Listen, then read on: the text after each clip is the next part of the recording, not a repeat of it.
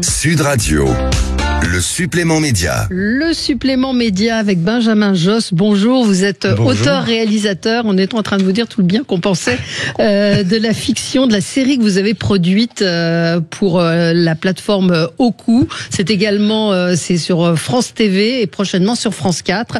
C'est une série qui est destinée aux pré-ados et ados, hein, c'est 7-14 ans. 7-14 ans, même les adultes. Ce que j'étais en train de vous dire, ça ressemble. C'est pas une sitcom, c'est vraiment une fiction avec des gamins autour d'une colo.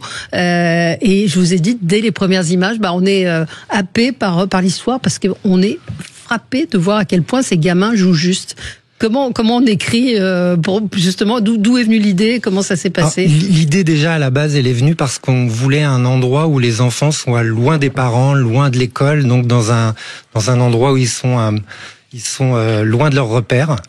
Et le repère le plus simple, c'est la colonie de vacances. C'est là où on apprend la première fois sans ses parents, sans ses frères, sans ses sœurs, et là où on est le plus en danger finalement.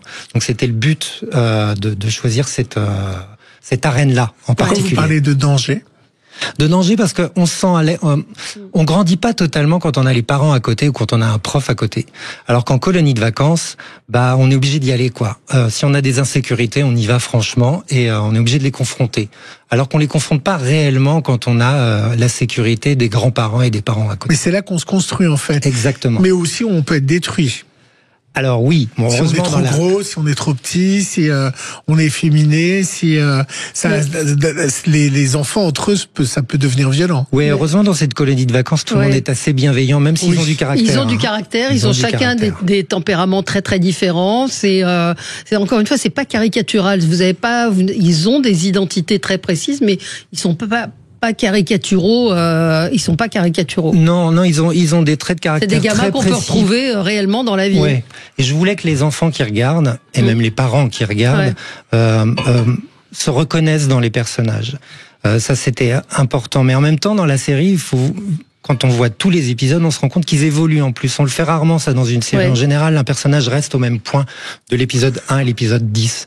Et là, on montre que justement, la colo, l'interaction entre les uns et les autres, il y a un mystère, évidemment, parce qu'il faut que ça tienne aussi autour de quelque chose, un totem magique. Mais d'où ils viennent, tous ces gamins qui jouent, parce qu'ils sont incroyables. Hein. Alors, on a fait un énorme casting. On a vu plus de 150 enfants pour chercher les bons. Et mais puis, dans les castings, qui vient? Ce sont des enfants qui sont dans des écoles, qui prennent des cours de théâtre ou spontanément qui répondent à des petites annonces. Comment ça se passe? En général, ils ont déjà des agents, donc ils ont déjà une expérience. Mais nous, justement, ça nous rassure. Il y a des agents qui négocient et tout. Oui. Mais ça nous rassure, parce que ça veut dire qu'ils sont encadrés. Protégés, et les parents viennent en général, parce qu'on caste aussi les parents quand on caste les enfants, ça c'est important. Parce que des mauvais parents, alors que l'acteur est bon, ça ne sert à rien. Donc on caste un peu tout le monde, et on a eu de la chance, parce que il y a plein de gens qui disent, oui, aux États-Unis on trouve plus facilement des bons acteurs et tout ça. Non, c'est pas vrai. En France, on trouve aussi de très bons jeunes acteurs. Il y en a certains aussi dans leur école, ils ont un cursus théâtre ou comédie musicale, ça arrive. Manon Lebaille qui joue dedans fait aussi de la comédie musicale à côté. Donc, mais les parents viennent sur le tournage, ils sont là pendant que vous tournez. Oui. Mais nous, ça nous rassure aussi. Mais on veut que les parents soient là. Donc on n'a pas simplement des acteurs, on a aussi en coulisses de nombreux parents. Et puis on a autant de parents quand il y a des figurants. Donc quand on a une scène avec 30 enfants dans une scène, on a 30 parents en coulisses, plus c'est énorme. Et c'est ça qui est intéressant, c'est que la colo, alors il y a Delphine Ernotte qui en a parlé, parce qu'évidemment France 4 va prendre le canal 4 de la place de Canal+, et donc va monter en puissance. Elle a donné en exemple la colo en disant on voudra mettre à l'antenne des fictions avec des enfants. Ça se fait rarement en France. Hein. C'est très anglais. Rarement. Ça n'existe pas en France, une série avec des premiers rôles d'enfants entre 7 et 13 ans. D'habitude, c'est destiné aux enfants. Et destiné aux enfants. Ça n'arrive pas, ça n'est pas arrivé depuis très longtemps. Moi, j'ai pas la référence de séries comme ça.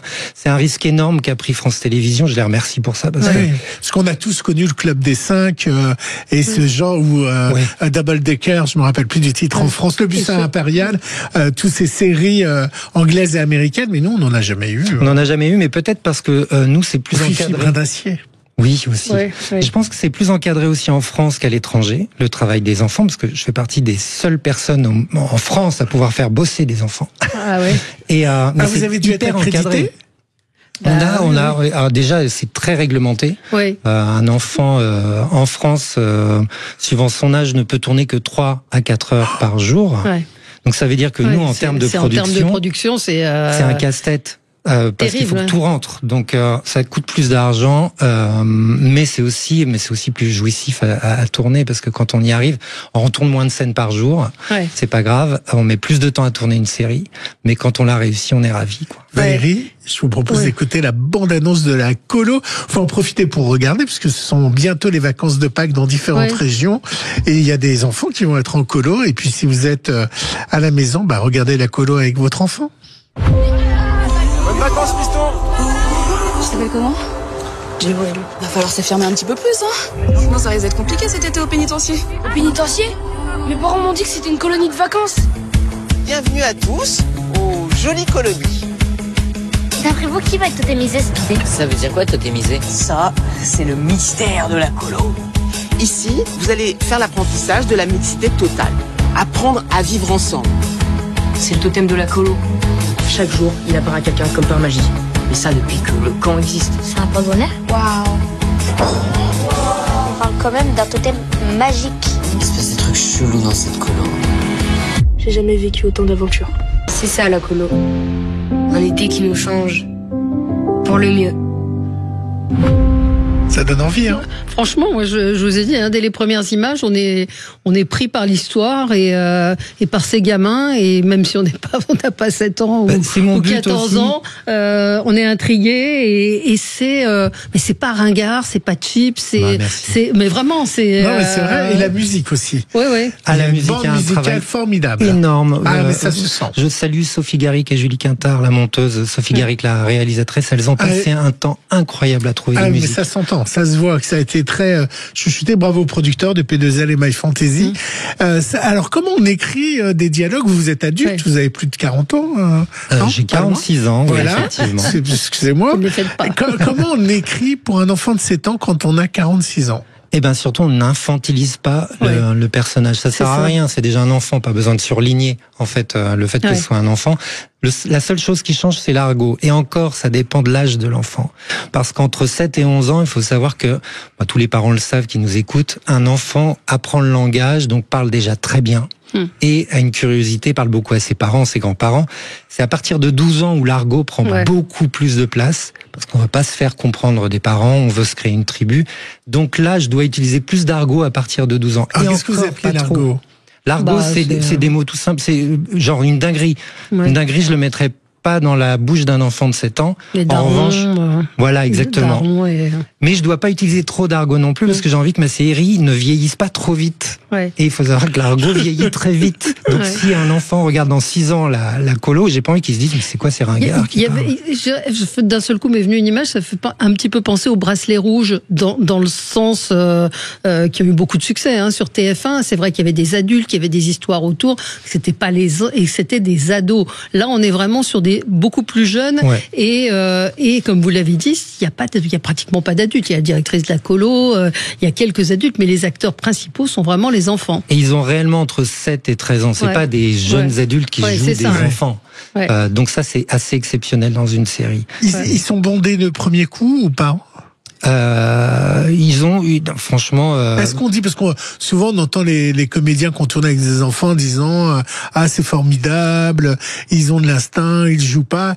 Est-ce que finalement est-ce que... Non, mais ça nous demande plus de pédagogie, parce qu'en général, quand on tourne avec un adulte, il se pointe sur le plateau et on tourne. Là, on se prépare énormément. On avait une coach, par exemple, pour les enfants. Donc, il y a beaucoup plus de pédagogie. On va leur apprendre pas simplement à dire leur dialogue. On va leur dire, mais pourquoi il ressent ça, ce personnage-là? C'est d'intégrer. Qu'est-ce qu'il a vécu avant? Et c'est très, très réussi. En tout cas, il y a de l'émotion, il y a de l'humour, il y a de l'aventure, du suspense. Franchement, entre 7 et, j'ai envie de dire 77 ans. Allez-y, regardez cette série, surtout pendant les vacances, pour ceux qui ne peuvent pas partir ou ceux qui partent en voiture et qui ont des longs trajets.